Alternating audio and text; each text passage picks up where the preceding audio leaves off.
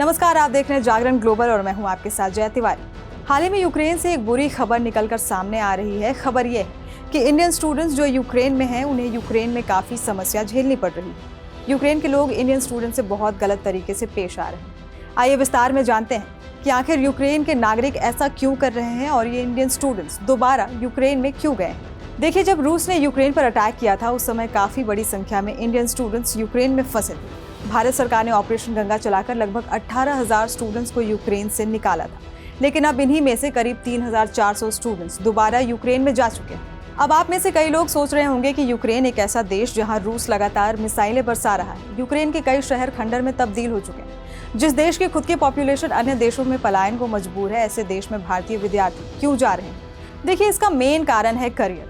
Ukraine में गए हुए ये स्टूडेंट्स अधिकतर मिडिल क्लास फैमिली से बिलोंग करते हैं। यूक्रेन की यूनिवर्सिटीज में इन स्टूडेंट्स ने लाखों रुपए जमा किए। इनमें से अधिकतर स्टूडेंट्स यूक्रेन में मेडिकल की पढ़ाई कर रहे हैं। अब आप में से कई लोग ये सोच रहे होंगे कि क्या करियर जान से ज़्यादा बढ़कर?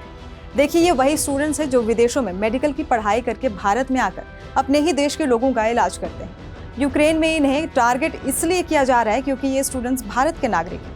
यूक्रेन के लोग इस समय भारत से काफ़ी नाराज हैं क्योंकि भारत ने G20 मीटिंग में यूक्रेन के प्रेसिडेंट को इनवाइट नहीं किया और यूक्रेन के लोगों का मानना है कि भारत के लोग रूस को अपना दोस्त मानते हैं। दूसरी खबर भारत के चंद्रयान 3 से जुड़ी है। खबर यह है कि चंद्रयान 3 की सफलता पर दुनिया ने क्या प्रतिक्रिया दी है।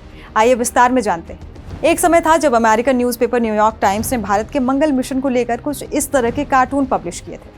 इसके अतिरिक्त भारत के चंद्रयान 2 की विफलता के बाद कुछ विदेशी पत्रकारों ने कहा था कि भारत में 700 मिलियन लोगों के पास टॉयलेट नहीं है और ये चांद पर जाने की बात कर रहे हैं। लेकिन अब भारत के लोगों का अपने देश की स्पेस एजेंसी के प्रति प्यार और इसरो की कड़ी मेहनत की वजह से पूरी दुनिया भारत और इसरो की वाहवाही करने में जुटी है। यूके की स्पेस एजेंसी ने लिखा है कि history made, congratulations ISRO. Japan की स्पेस एजेंसी जाक्सा ने भी भारत को चंद्रयान 3 की सफलता पर बधाई दी। यूरोप की अंतरिक्ष एजेंसी ESA ने भी इसरो और इसकी टीम को बधाई दी है। यही नहीं, यूरोपियन स्पेस एजेंसी के चीफ ने भी ये तक कह दिया कि भारत के चंद्रयान 3 की सफलता अतुलनीय है, यानी इसकी कोई तुलना नहीं की जा सकती। रूस के राष्ट्रपति व्लादिमीर पुतिन ने भी चंद्रयान 3 की सफलता पर भारत को ढेरों बधाइयां दी।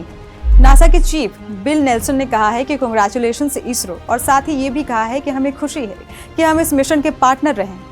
आपको जानकारी के लिए बता दें कि नासा और यूरोपियन स्पेस एजेंसी ने चंद्रयान 3 को ग्राउंड स्टेशन सपोर्ट प्रोवाइड किया है। इसके अतिरिक्त अमेरिकन न्यूज़पेपर न्यूयॉर्क टाइम्स ने चंद्रयान 3 को लाइव कवरेज दी थी और साथ ही में ये भी लिखा था कि भारत दक्षिणी ध्रुव पर सॉफ्ट लैंडिंग करने वाला दुनिया का पहला देश बन गया है। ये वही अखबार है जिसने भारत का मजाक बनाते हुए 2013 में ये कार्टून पब्लिश किया था। अमेरिका के दूसरे प्रसिद्ध अखबार गार्डियन ने लिखा है कि भारत की ये सफलता ऐतिहासिक है। साथ ही ये भी लिखा है कि चंद्रयान 3 की सफलता बताती है कि भारत स्पेस पावर के रूप में उभर रहा है।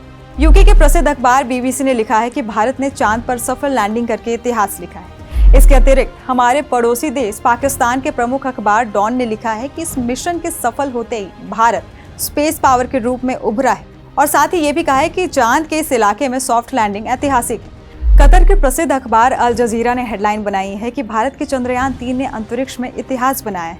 आर्टिकल में ये भी लिखा है कि भारत, अमेरिका, सोवियत यूनियन और चीन के बाद चांद पर सॉफ्ट लैंडिंग करने वाला दुनिया का चौथा देश भारत बन गया है। जर्मनी के मीडिया संस्थान DW ने लिखा है कि चंद्रयान 3 की सफलता के बाद पूरा भारत जश्न में डूबा हुआ है। चंद्रयान 3 पर दुनिया के इस रिएक्शन पर आपकी क्या राय है? हमें कमेंट सेक्शन में जरूर बताइएगा।